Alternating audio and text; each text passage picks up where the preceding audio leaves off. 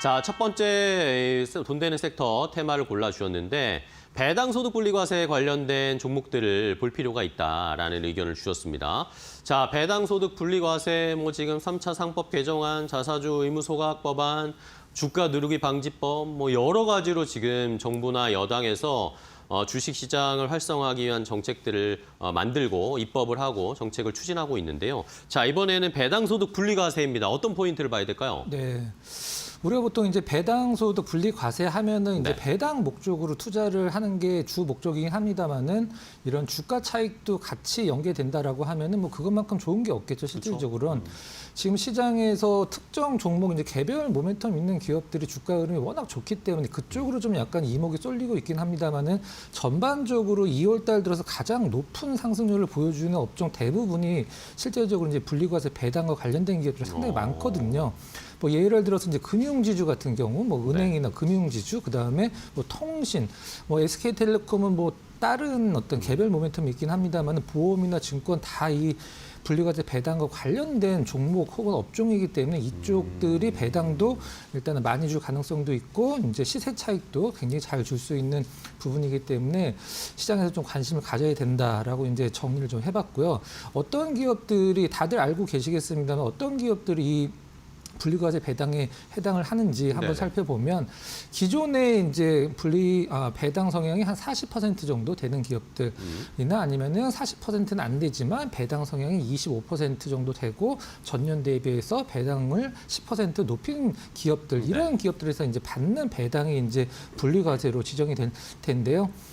그러면 우리가 좀 약간 살펴보면 이제 할 수 있는 업종이나 종목, 그다음에 안 할 것 같은 업종이나 종목으로 나눠볼 수 있는데 보통 이제 지주사라든가 아니면 상속을 앞둔 기업들 이런 기업들이 사실 배당을 굉장히 세게 하는 경향이 있고요. 반대로 지금 시장에서 좀 약간 중심이 되고 있는 반도체 쪽에서 그 소부장 쪽 기업들은 이제 연구개발비를 굉장히 많이 써야 되기 때문에 실질적으로는 바이오와 더불어서 배당이 소위 좀 약간 시체말로 굉장히 짠 업종입니다. 그렇기 때문에 배당을 노리겠다라고 하시는 분들은 앞서서 말씀드렸던 금융지주나 이제 통신보험 쪽으로 접근을 하시는 게 합리적인 전략이 좀 될 것 같습니다. 네, 알겠습니다.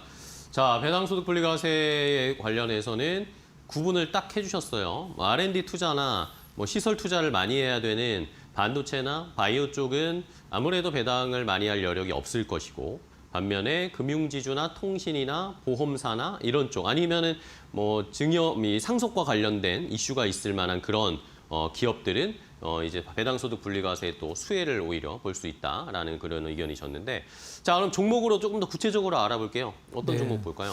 오늘 시장이 사실 그렇게 좋은 시장은 아닌데 오늘 같은 날에도 큰 상승을 보여주고 있는 SK텔레콤을 일단 관련주 첫 번째로 좀 꼽아봤고요.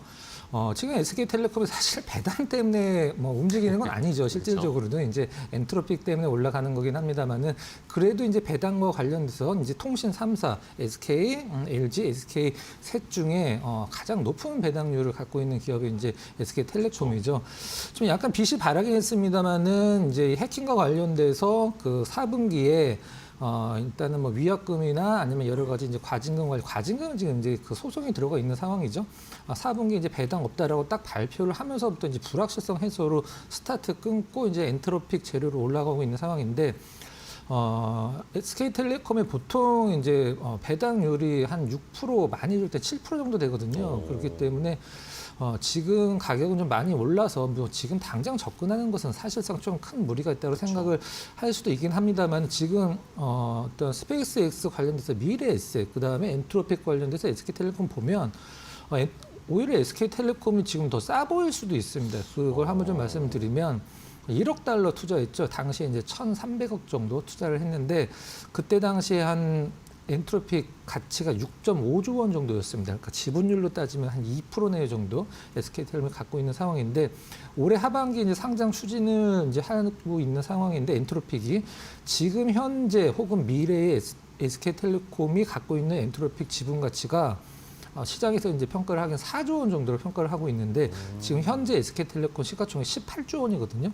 물론 많이 올라와서 가격적인 부담이 있긴 합니다만은 지금 당장은 아니고 좀 약간 가격적인 조정을 주고 엔트로픽 상장 얘기가 나왔을 때는 SK텔레콤을 꼭 주목하자 이렇게 보시면 될 것 같고요. 네.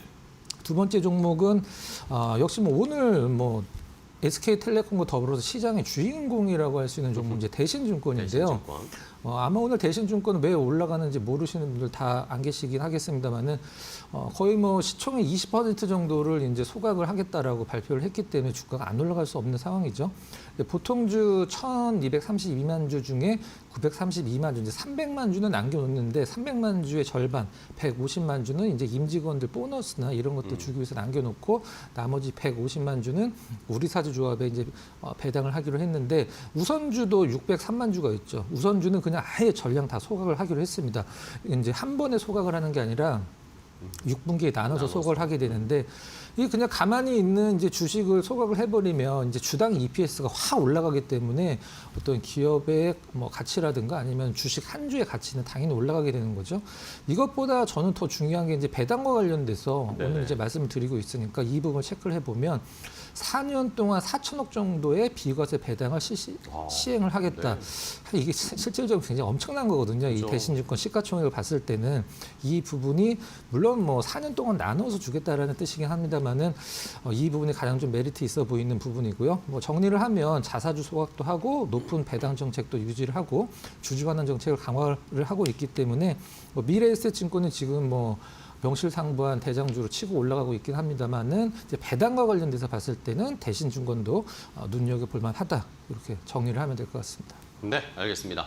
자, 배당소득 분리과세 관련해서 두 종목은 일단은 오늘 뜨거운 대신증권과 SK텔레콤 둘 다 이제 주주 친화적인 정책이나 배당에 그 전부터도 계속 진심이었던 기업들이라고 볼 수 있죠. 이런 기업들을 좀 살펴봤고 그러면 오늘의 탑픽은 뭘까요? 배당소득 분리과세로 봤을 때 위원님이 보시는 탑픽 종목은 뭡니까? 네, 앞서서 이제 말씀드렸던 대신증권이나 SK텔레콤 네. 가격적으로 좀 너무 부담스러운데 올라온 것 같아요. 예. 그렇죠. 좀 약간 덜 올라가고 앞으로 배당과 관련돼서도 상당한 모멘텀이 나올 수 있는 기업 뭐가 있을까 한번 생각을 해봤는데 코웨이를 한번 좀 코웨이요? 네, 선정을 해봤습니다.